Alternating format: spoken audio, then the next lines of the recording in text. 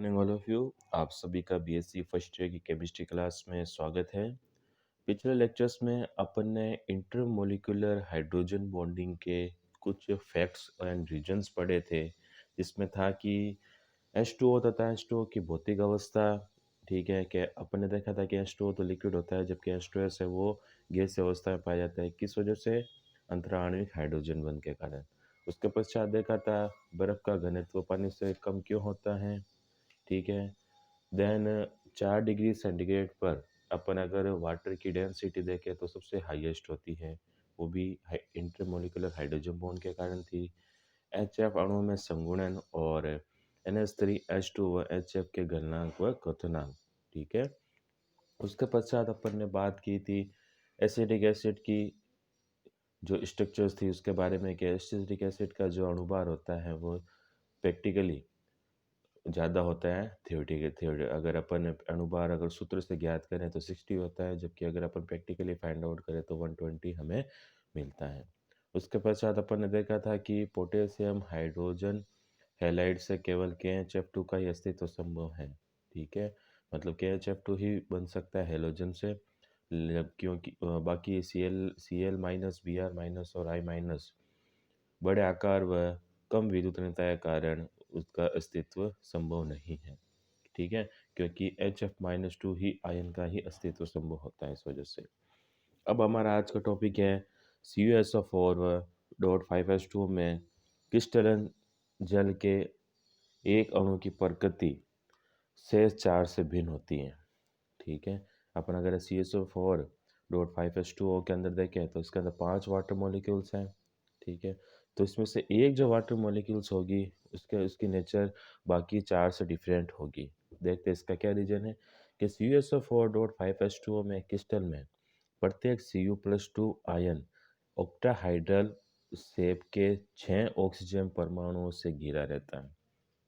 ठीक है, जिनमें 4 ऑक्सीजन परमाणु जल के तथा 2 ऑक्सीजन परमाणु सल्फेट आयन के होते हैं।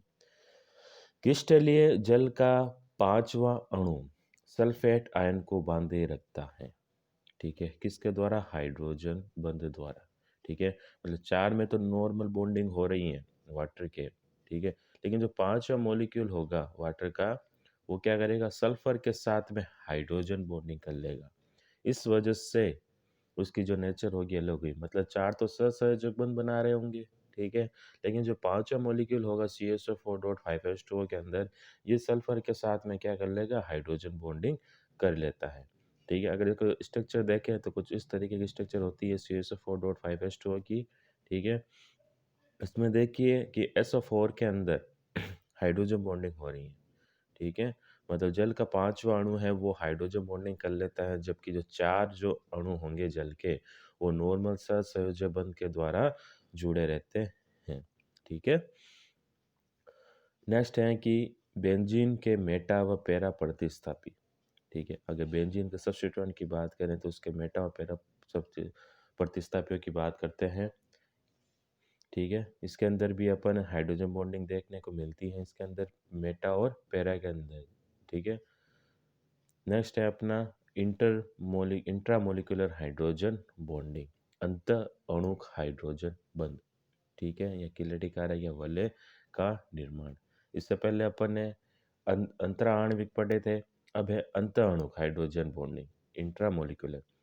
एक ही अणु में हाइड्रोजन परमाणु व विद्युत ऋणी परमाणु के बीच बनने वाले बंध को अंत अणुक हाइड्रोजन बंध कहा जाता है। इस प्रकार एक ही अणु के दो समूह हाइड्रोजन बंध द्वारा बंधित होकर एक वलय संरचना का निर्माण करते हैं।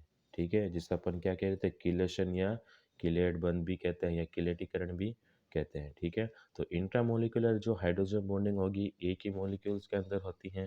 ठीक है, मतलब एक ही मॉलिक्यूल्स के जो दो ग्रुप होंगे, ठीक है, वो हाइड्रोजन बंध बनाकर एक रिंग स्ट्रक्चर का फॉर्मेशन कर लेते हैं, जिसे अपन किलेट कहते हैं। अंत अणुक हाइड्रोजन बंध उसी स्थिति में अधिक प्रभावी होता है जब कोई स्थायी चक्रीय संरचना बनने का संभावना हो। ठीक है? तो इंट्रामॉलिक्यूलर जो हाइड्रोजन बॉन्डिंग उसी टाइम इफ़ेक्टिव होगी जब किसी मॉलिक्यूल के अंदर हाइड्रोजन बॉन्डिंग हो और स्टेबल रिंग कंपाउंड बने, ठीक है? जैसे चित्र में प्रदर्शित यौगिकों में स्थायी 5 अथवा 6 सदस्यीय चक्रीय संरचनाएं बन रही हैं। अतः अंत अणुक हाइड्रोजन बंध बेंजीन वलय के ऑर्थो समावेवी ही बना पाते हैं। ठीक है? केवल ऑर्थो सब्स्टिट्यूएंट्स के अंदर ही इस टाइप्स की जो इंट्रामॉलिक्यूलर हाइड्रोजन बॉन्डिंग हमें देखने को मिलती है। क्यों? क्योंकि मेटा व पैरा समावेवी में दूरी बढ़ने से इंट्रामॉलिक्यूलर हाइड्रोजन बॉन्डिंग पॉसिबल नहीं होती। ठीक है? तो अब ये क्वेश्चन है कि जो ऑर्थो सब्स्टिट्यूएंट वाले कंपाउंड हैं बेंजीन के, वो ही केवल इंट्रामॉलिक्यूलर हाइड्रोजन बॉन्डिंग करते हैं, ठीक है? बाकी मेटा व पैरा सब्स्टिट्यूएंट हैं वो इंट्रामॉलिक्यूलर हाइड्रोजन बॉन्डिंग नहीं करते। क्यों? क्योंकि मेटा व पैरा के अंदर डिस्टेंस बढ़ती जाती है। डिस्टेंस बढ़ेगी तो जो हाइड्रोजन बॉन्डिंग होने की जो पॉसिबिलिटी है वो घटती है। इस वजह से केवल ऑर्थो सब्स्टिट्यूएंट ही इंट्रामॉलिक्यूलर हाइड्रोजन बॉन्डिंग करते हैं। इस प्रकार के बंध के बनने पर अणु अपने सामान्य बंध कोणों से विचलित नहीं होते, ठीक है? जो नॉर्मल बॉन्डिंग है मॉलिक्यूल्स के अंदर, वो बॉन्डिंग डिस्ट्रैक्ट नहीं होती या ब्रेक नहीं होती है, ठीक है? केवल नए बॉन्ड का ही फॉर्मेशन होकर रिंग नुमा स्ट्रक्चर बनाते हैं। अब इंट्रा मॉलिक्यूलर हाइड्रोजन बॉन्डिंग के अपन एग्जांपल देखते हैं, जिसके अंदर दे रखा है ऑर्थो नाइट्रोफिनॉल, ठीक है? ऑर्थो नाइट्रोफिनॉल की बात करते हैं, ठीक है? तो फिनॉल ग्रुप का OH, ठीक है, H और NO2 के अंदर एक हाइड्रोजन बॉन्डिंग देखने को मिलती है। उसी प्रकार ऑर्थो क्लोरोफिनॉल के अंदर भी अपने को हाइड्रोजन बॉन्डिंग देखने को मिल रही है, डॉट डॉट लाइन में देख सकते हैं आप। और एसिटोएसिटिक एस्टर इनॉल फॉर्म है जिस जो उसके अंदर भी अपने को हाइड्रोजन फॉर्म देखने को मिलती है। देन सैलिसिल सैलिसिल्डिहाइड के अंदर भी अपने को हाइड्रोजन बॉन्डिंग देखने को मिलती है, जिसमें OH और CHO ग्रुप के बीच में हाइड्रोजन बॉन्डिंग होती है। CHO ग्रुप का तो ऑक्सीजन और OH का हाइड्रोजन, ठीक है, हाइड्रोजन बॉन्डिंग होती है। इसी टाइप की बॉन्डिंग सैलिसिलिक एसिड्स के अंदर भी हमें देखने को मिलती है।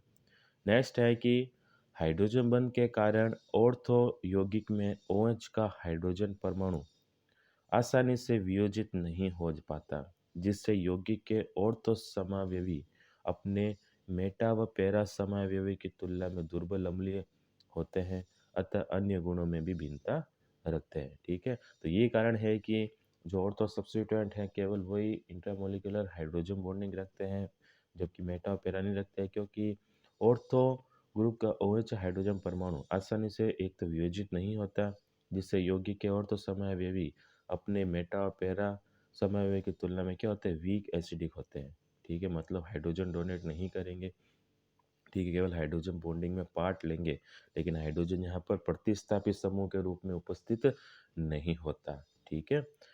नेक्स्ट है अंतः अणुक हाइड्रोजन बंध के निगमन, अर्थात अंतः अणुक हाइड्रोजन बंध तथा यौगिकों के गुण, ठीक है? अब जिनके अंदर इंट्रामॉलिक्यूलर हाइड्रोजन बॉन्डिंग प्रेजेंट होती है, उनके उन कंपाउंड्स के कौन कौन सी प्रॉपर्टीज होती हैं? पहला है क्वथनांक व गलनांक, melting point and boiling point. अंतः अणुक हाइड्रोजन बंध के कारण उस अणु का दूसरे अणु के प्रति आकर्षण कम हो जाता है, अतः इनके एम यौगिकों के MP व BP कम हो जाते हैं। और जिस मॉलिक्यूल्स के अंदर इंटरमॉलिक्यूलर हाइड्रोजन बॉन्डिंग होगी, उसकी जो रिएक्टिविटी है दूसरे मॉलिक्यूल्स के लिए क्या हो जाएगी, कम हो जाएगी, जिसकी वजह से इनके जो MP और BP है वो भी कम हो जाती हैं। चूँकि इंट्रामॉलिक्यूलर हाइड्रोजन बॉन्ड केवल ऑर्थो समावयवी में पाया जाता है, जबकि मेटा व पैरा समावयव में इंट्रामॉलिक्यूलर हाइड्रोजन बंध के कारण अणु परस्पर संगुणित होने से MP और BP बढ़ जाते हैं, ठीक है? जबकि मेटा और पैरा के अंदर जो MP BP सब्स्टिट्यूएंट है वो उसकी जो MP और BP है वो इंक्रीज होते हैं। जैसे एग्जांपल लेते हैं कि ऑर्थो क्लोरोफिनॉल है, मेटा क्लोरोफिनॉल है और पैरा क्लोरोफिनॉल है। अगर अपन इनकी बॉइलिंग पॉइंट की बात करें तो सबसे कम किसके अंदर है, ऑर्थो क्लोरोफिनॉल के अंदर, क्योंकि इसके अंदर इंट्रामोलिकुलर हाइड्रोजन बॉन्डिंग है, ठीक है?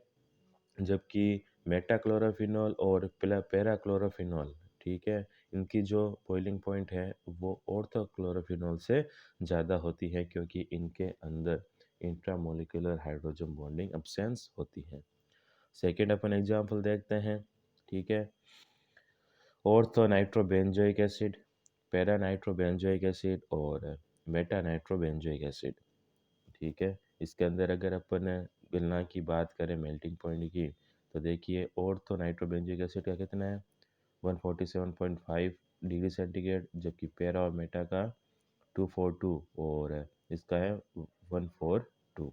उसी प्रकार अगर अपन देखें ऑर्थो नाइट्रोफिनॉल, पैरा नाइट्रोफिनॉल और मेटा नाइट्रोफिनॉल के अंदर अगर हम बात करें, ठीक है, तो कितना है ऑर्थो नाइट्रोफिनॉल का 214, जबकि मेटा और पैरा का 270 और 290 डिग्री सेंटीग्रेड होता है।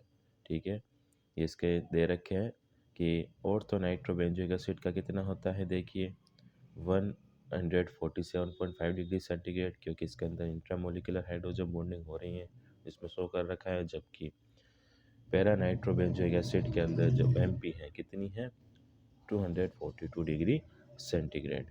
ठीक है, नेक्स्ट है, पहला प्रॉपर्टीज तो हो गई इंटरमोलिकुलर हाइड्रोजन बॉन्डिंग के एमपी और बीपी को लेकर। दूसरा है अम्लों के वियोजन स्थिरांक। ठीक है, डिसोसिएशन कांस्टेंट ऑफ एसिड्स, मतलब द्विव प्रतिस्थापित कार्बोक्सिलिक अम्लों का वियोजन स्थिरांक। किसी कार्बोक्सिलिक अम्ल का सामर्थ्य इसकी वियोजन मात्रा या वियोजन स्थिरांक पर निर्भर करता है। ठीक है, कार्बोक्सिलिक एसिड्स की जो स्टेबिलिटी है वो वियोजन की मात्रा अर्थात वियोजन स्थिरांक पर निर्भर करता है, डिसोसिएशन कांस्टेंट पर डिपेंड करेगा, तथा अम्ल का वियोजन स्थिरांक इसके आयन के स्थायित्व पर निर्भर करता है। यदि अम्ल में अंत आणविक हाइड्रोजन बंध उपस्थित हो तो, ठीक है, इसका वियोजन अधिक होने से बनने वाले ऋणायन हाइड्रोजन बंध के कारण स्थायी हो जाते हैं। ठीक है, इस वजह से हाइड्रोक्सी बेंजोइक एसिड के ऑर्थो सब्स्टिट्यूएंट का वियोजन स्थिरांक मेटा समावेशी व पैरा समावेशी से क्या होता है, अधिक होता है। ठीक है, ऐसे एग्जांपल देखते हैं अपन कि एक तो है ऑर्थो हाइड्रोक्सी बेंजोइक एसिड, जिसे अपन सैलिसिलिक एसिड के नाम से भी जानते हैं। दूसरा है मेटा हाइड्रोक्सी बेंजोइक एसिड और तीसरा है पैरा हाइड्रोक्सी बेंजोइक एसिड। अगर अपन इसके पीके का मान देखें, ठीक है, इसका 3 है, मेटा वाले का 4.08 एंड पैरा का है 4.58, और वियोजन स्थिरांक की बात करें इसका है 1.0 इंटू 10⁻³ इसका है, जबकि बाकी दो का 8.32 इंटू 10⁻⁵ एंड 2.63 इंटू 10⁻⁵। ठीक है, तो ऑर्थो सब्स्टिट्यूएंट के अंदर हाइड्रोजन बॉन्डिंग होने के कारण इसके वियोजन स्थिरांक का मान भी कम होता है। ठीक है, जिसके कारण ये अधिक स्थायी होते हैं। नेक्स्ट अपना टॉपिक है क्लोरल हाइड्रेट का स्थायित्व। ठीक है, जो हम अपने अगले लेक्चर्स के अंदर कंटिन्यू करेंगे।